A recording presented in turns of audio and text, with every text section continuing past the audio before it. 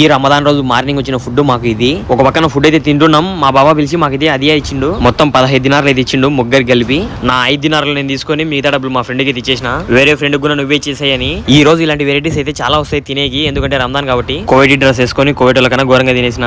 ఎలాగోలా మధ్యాహ్నం వరకు మెయింటైన్ చేసిన ఈ డ్రెస్. ఇంకా నా వల్ల కాదనేసి విప్పేసి నార్మల్ డ్రెస్ అయితే వేసుకున్నా. ఈ రోజు మధ్యాహ్నం మా కోవిడ్ ఇంట్లో వచ్చేది బిర్యానీ అనుకున్నా, కానీ మా మేడం చూడండి ఏం చేసిందో. ఇండియన్ రెస్టారెంట్ నుంచి ఆర్డర్ చేసింది మా కోసం అదే పనిగా ఫుడ్. మేమైతే మా రూమ్ లో ఇద్దరమే ఉన్నాం, వేరే ఫ్రెండ్ అయితే లేడని 2 ఆర్డర్ చేసింది. దీంట్లో క్వాంటిటీ ఎక్కువ ఉంటది, అందుకే మేము ఒకటి తిని ఒక నైట్ కి అవాయిడ్ ఉంటున్నాం. ఫస్ట్ అయితే ఒక పెద్ద కుబుల్స్ అయితే ఉంది, దీని లోపల చికెన్ లాలీపాప్ బిర్యానీ అయితే ఉంది. తర్వాత నేను మా ఫ్రెండ్ హాఫ్ అయితే షేర్ చేసుకున్నాం. ఇంత ఫుడ్ నా వాటర్లోకి అయితే వచ్చింది. ఇంకా అలా పెప్సీ తాగుతూ తినేసిన.